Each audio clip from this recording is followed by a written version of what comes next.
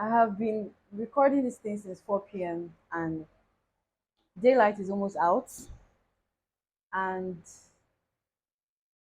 my phone is literally I'm charging with my PC at the moment. And now I'm having storage issues, but I will not let this get the best of me because um no, I'm not going to let it get the best of me.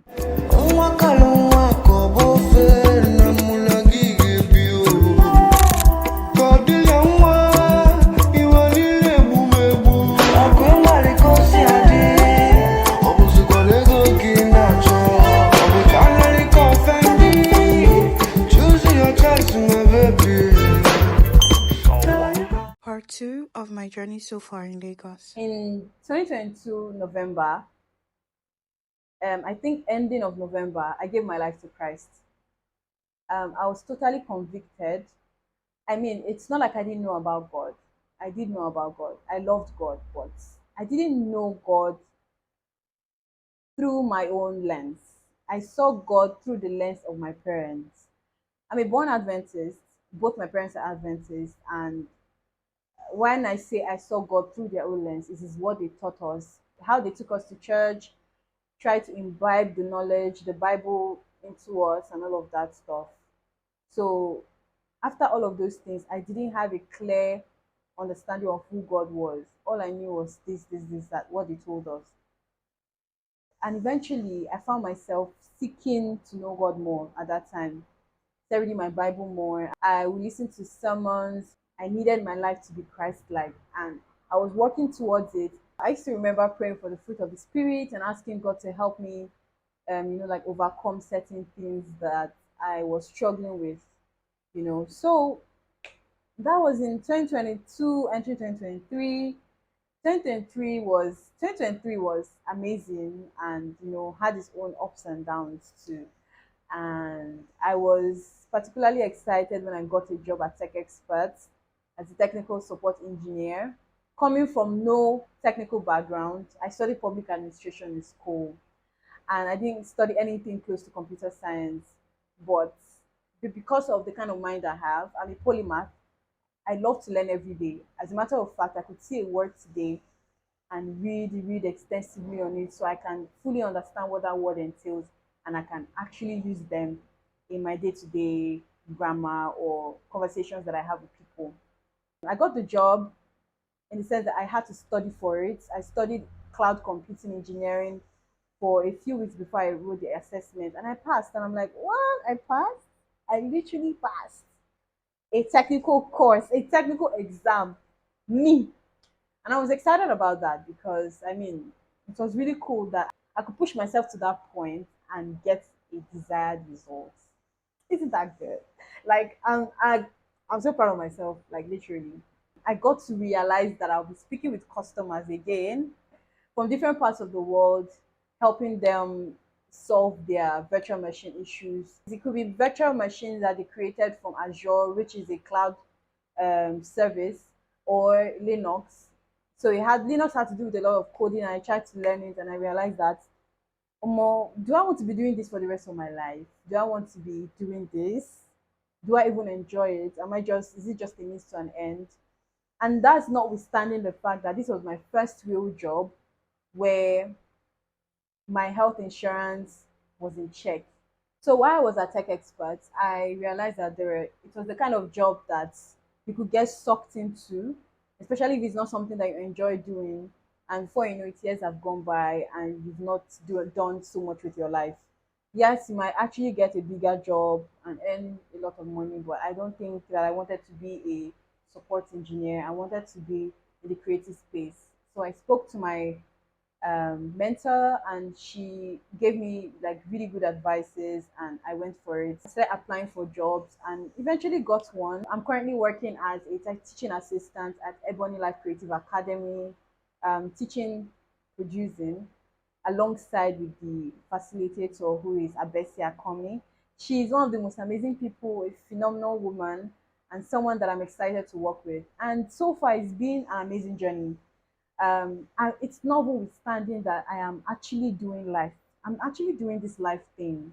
I'm happy that I am where I'm at, even if it's not where I want to be. I know deep down in my heart that God is taking me places. Okay, while I was in Lagos, I made new set of friends who I think are the most amazing people in the world. I was never a girl's girl, you know. I've I've slightly been a tomboyish, girlish kind of person. So when it's time to switch it up to being a girlish, girly girl, I am girly girly. But there are times where I just want to get comfortable, I'm very tomboyish. And I have a few friends, and I can count how many female friends I have. And having this group of friends, girls who are supportive and love you wholeheartedly, who call you out on your BS, it just made me feel happy that I can have such friends. They just show up for you, always there for you. They are very phenomenal in their own unique ways. They have no idea how much I actually, like, look up to them in the sense that because of how amazing they are doing, and I'm like, I'm so happy to have found a group of girls who I can call girlfriends, who want to travel the world together, who wants to do goofy things together with me, who I'm not even shy to be myself with. And I'm really excited about that. Finally, I also had the opportunity to have like a community of friends from church. This community, I it started all started in 2021 when I followed my best friend to church, the storehouse. These are people who genuinely are passionate about being the hands and feet of Jesus. I got to experience the likes of Mazino Malaka. She's one person that I am actually very, very interested in. I don't know if you're not listening to Mazino's podcast, I don't know what you're doing. Like her previous podcast talked about sexual purity and the same ideas that surrounds it. I'm going to put her YouTube channel on the description so you guys can check her out. It's a Christian channel, and I'm sure you're going to enjoy it 100%. And it's just been amazing being in this society, in this community where I feel loved, where I feel seen. So basically, like all around in Lagos, I think Lagos exceeded my expectations, but there are some parts where I know that Lagos is a bit crazy, and we are sharing it together. We are sharing one way or the other. So I'm at a point where I am just excited about what the future holds for me. There are plans of traveling out of the country, going to do my masters. They're not set in motion yet; they are just a thought. But there are sides of me that feel like there's something we can do, we can make out of Nigeria and make the best out of it. As much as it's enticing to actually japa, I am, I am I I don't know. I'm still led to stay, but maybe not for so long. By the grace of God, I could be leaving or staying. Depends on how convinced I am to stay or how convinced I am to go. I know a lot of people who are watching this video right now will be like, what do you even mean? It's not like Nigeria is getting any better. I know. I'm talking about it in the sense of my career. I know where I'm headed in the film industry. I know where I'm headed as a podcaster. I know I've not said anything about that yet. I know where I'm heading as an influencer. I know where I'm heading as a person. And I feel like maybe because I'm comfortable here and I've not explored other parts of the world. And that's why I have this mentality. But it's not a mentality thing. Nigeria isn't getting any better, I know. But there's a part of me that knows that Nigeria will get better. But without having all of those things cloud my mind, I still want to explore other opportunities. And by the grace of God, if it happens that I leave Nigeria, so be it. And if not, so be it too. It's been one hell of a journey experiencing relationships. In these 3 years, I've experienced love, bad breakup, I've experienced good friendships, I've experienced um, friendship breakup, I've experienced heartbreak too. I've experienced accommodation issues on another level. I've experienced so much, and I really, really like that. They happened the way they did, even if it's not the best way. But Lagos has been interesting. Lagos has been an interesting journey. Even when I moved to Lagos and I was staying with my uncle, I remember how the pandemic affected me so much, and I was scared that, okay, are you sure it was not the wrong decision to actually move from Port Harcourt to Lagos? But here I am roughing it. There are times I was like, you know what? I'll just go back to my father's house. I have a big house. I have a big room to myself. I might as well just go back. But I was like, I'm going to stay back. I'm going to rough it. Last time I was in Lagos, I didn't experience so much aside from working at a radio station, but this time I'm experiencing it by myself. So those were my experiences so far. So my future plans are, I have a few things I'm working on, but I'm going to mention a few. Number one is that I'm going to be working on my first film, my own personal film, very soon. It's a short film. Hopefully it gets the audience that I expect it to get, because it has a lot of lessons to learn from this story. Number two, I am currently working on my podcast, Finding Light with Oma. It is something that I've always wanted to do for years now, and it's coming to limelight now. There are just a few hitches here and there, but I'm sure it will be up and running very soon. I'm excited about that too because it is something that I was led to do, and it touches a lot of areas, and I cannot wait for people to actually experience God through the stories of other people too. Aside from that, I number one priority and plan is to post more content here on YouTube, to share all my stories, to share all my experiences, to share all my ideas, to share literally everything with you guys, because I actually do miss sitting down on a chair and having a conversation with you guys virtually. Even if you're not talking back, I know you're there, you're watching, and I appreciate the 468 people who have stayed with me. God bless you from the depth of my heart. And I know that you will not regret it for the rest of the year, because I'm putting it upon myself. I'm challenging myself to actually post content every week for another 12 weeks. And then we continue like that every other single week. So the lessons I've learned so far from my journey here in Lagos is one, be sure that you have the right resources before you move out of your parents' house. I didn't have all the right resources, and I got stuck along the way, and I found myself depending on the wrong people when I could have called out to my parents because I lied to them that I had a job, so I couldn't like actually ask them for anything. Oh, that's actually you have a job. Why is stressing us?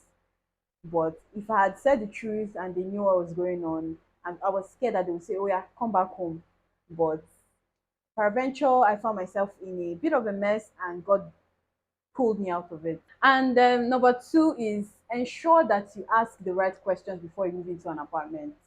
There are a lot of people moving mad in Lagos who call themselves agents. So be careful, make your research, ask questions, no matter how silly they sound, especially if it has to do with light, especially if it has to do with water.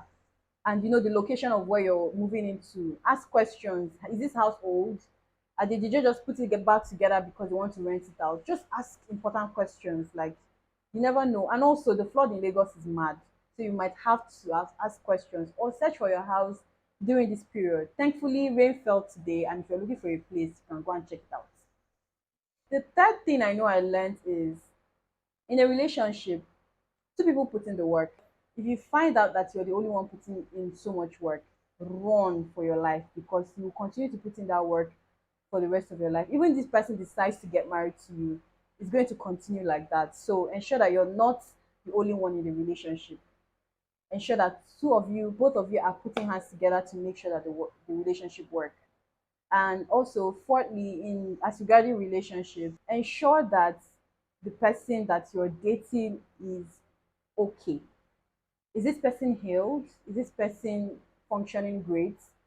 Does this person have a low self-esteem? Do they have a high self-esteem? Does this person have a personality disorder? Find out this for yourself, and that's why I always tell people to not explore their bodies first when they're trying to get to know somebody.